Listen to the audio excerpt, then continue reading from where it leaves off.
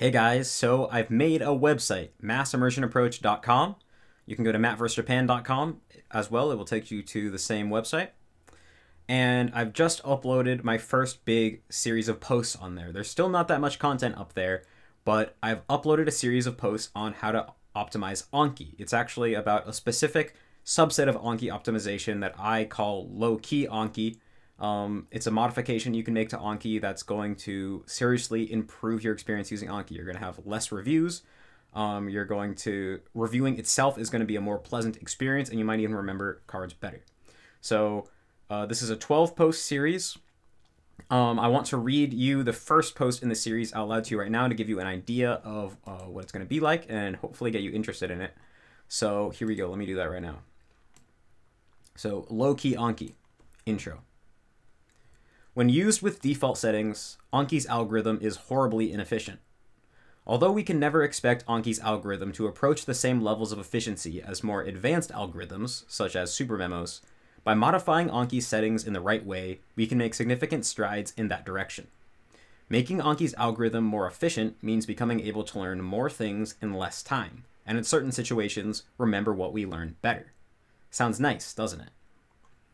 The following is an in-depth guide which aims to provide a deep understanding of a specific aspect of Anki optimization, what I call the ease factor problem, and its solution, the low-key Anki setup. The low-key Anki setup is a series of counterintuitive simplifications one can make to Anki's algorithm, which result in a significant boost in efficiency, as well as a considerable reduction in the stress associated with reviewing cards. The first two sections cover broader aspects of the mechanisms behind spaced repetition, which will provide a foundation for understanding not only the ease factor problem and low-key Anki, but other aspects of Anki optimization which I will be covering in the future as well, such as optimal retention rate. I recommend watching my guide on the basics of Anki's algorithm before tackling this guide, as I will be assuming a basic understanding of how Anki's algorithm works. I will also note here that implementing the low-key Anki setup requires the use of 3 add-ons, which have now only exist for Anki 2.0. Anki 2.1 versions should be out soon. If you're not interested in investing the time and effort to fully understand Anki's algorithm, its problems, and the solutions to those problems, and wish to blindly implement my advice because you trust that I know what I'm talking about, then you can skip to the summary and installation section for a too long didn't read explanation of the low-key Anki setup and how to set it up. That said, I highly encourage you to empower yourself by learning how this program you plan on investing so many hours into actually works. To quote Eliezer Yudkowsky, "A shepherd builds a counting system that works by throwing a pebble into a bucket whenever a sheep leaves the fold, and taking a pebble out whenever a sheep returns. If you, the apprentice, do not understand this system, if it is magic that works for no apparent reason, then you will not know what to do if you accidentally drop an extra pebble into the bucket. That which you cannot make yourself, you cannot remake when the situation calls for it. You cannot go back to the source, tweak one of the parameter settings, and regenerate the output without the source."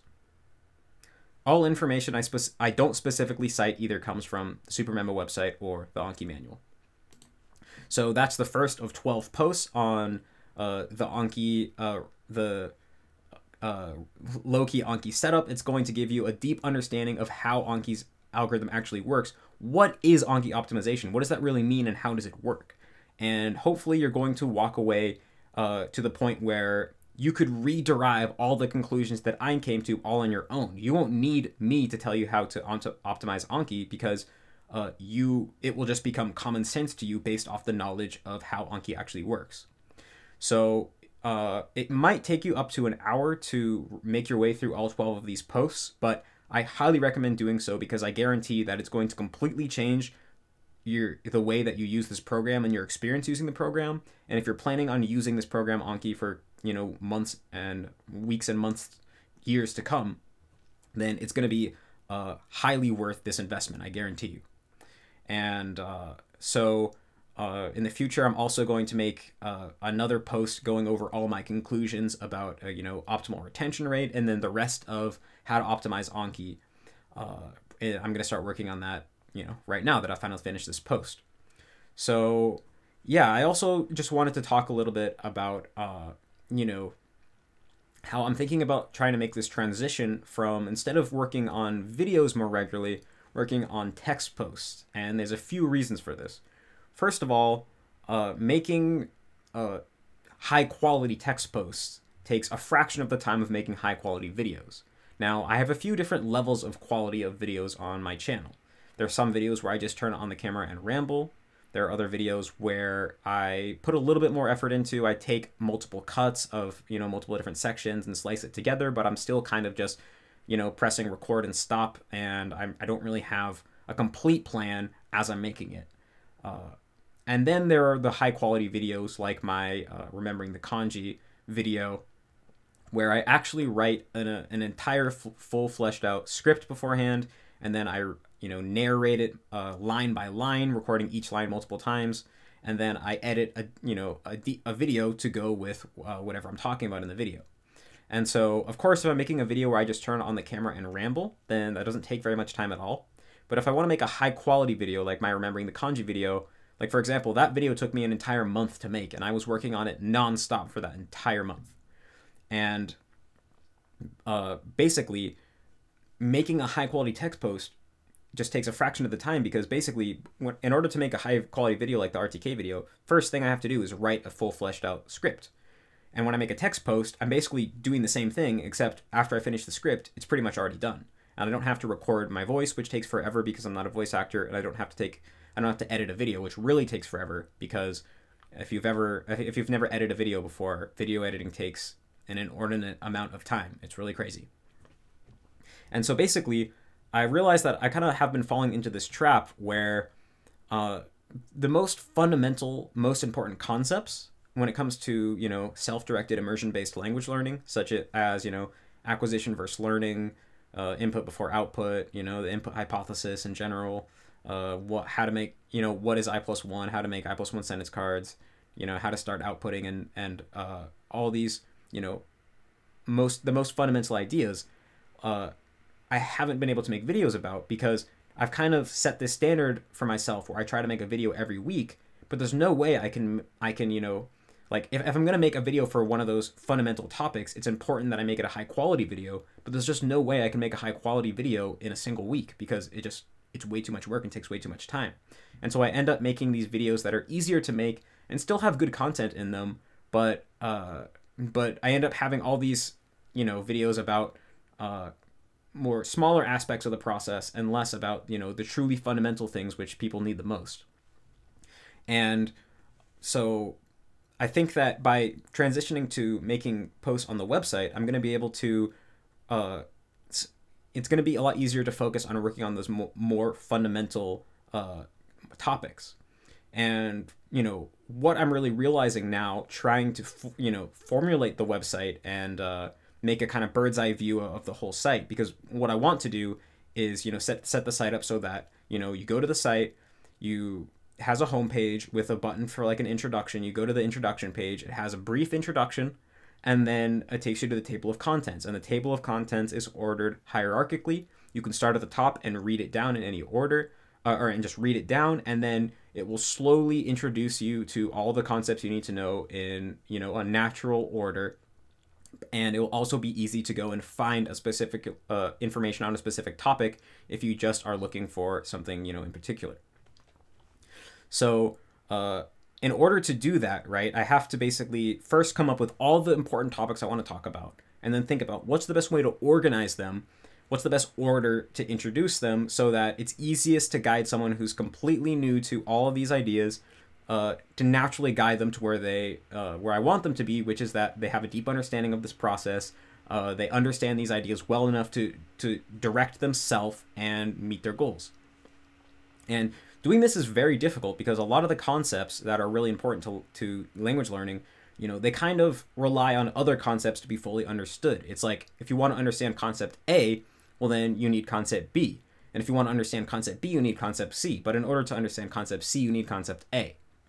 It's kind of this circular, this problem of like circular concepts, like all explaining each other. And so really sitting down and trying to find out, like, what do I introduce first, then second, then third, in a way that will make intuitive sense and be easy to follow, is really quite a difficult task. Like, I understand all the concepts extremely well, obviously, but it's very hard for me to basically formulate them in a way that someone completely new will be able to easily consume them.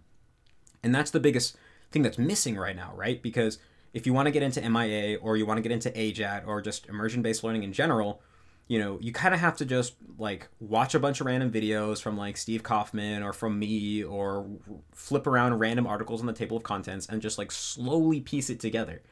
But for a while, it feels like you're really lost and you don't know what to do, and it's really confusing. And I think that's why there's not as many people getting into AJAT or like MIA, because you know, they don't have a real opportunity to find out what it's all about. And so, you know, this website that I want to make is going to be a solution to that, right? It's going to be this link that you can send to someone, and they're going to be able to easily and intuitively gain a deep understanding of everything that they need to know. But I think there's a reason why this kind of thing hasn't existed right yet. It's not. There's a reason why it hasn't existed yet. It's because it's very difficult to make. And so I'm realizing now that if I had to keep making videos regularly, because videos take so long, I would never have the opportunity to really sit down and contemplate all of this and really put together a big picture. But because making text posts takes less time, I will be able to do that and still have some sort of regular output. And the thing is that once I really sit down and contemplate all of this and slowly build the core content of the website, well, first of all, then, you know, it'll be really easy to get for people to get all the information they need more quickly, because, you know, I'll be able to make written content more quickly than video content. But after that, I can go back and turn all the text content I made into videos more easily, because the hardest part, which is formulating the ideas and the logical arguments and gathering the evidence and putting it into one coherent package, that will already be done, right? So I can just turn text posts into videos, and I can do that in the future. So basically, my plan for right now is I'm still going to make videos, but I'm going to try to make them less frequently, and I'm going to keep making content for the website. So that's my plan for now. I know that people, you know, prefer spoken content to website content, to like text content, because, you know, people are kind of lazy and reading is harder than listening. But really, you know, the format of written text is a lot better for consuming technical information.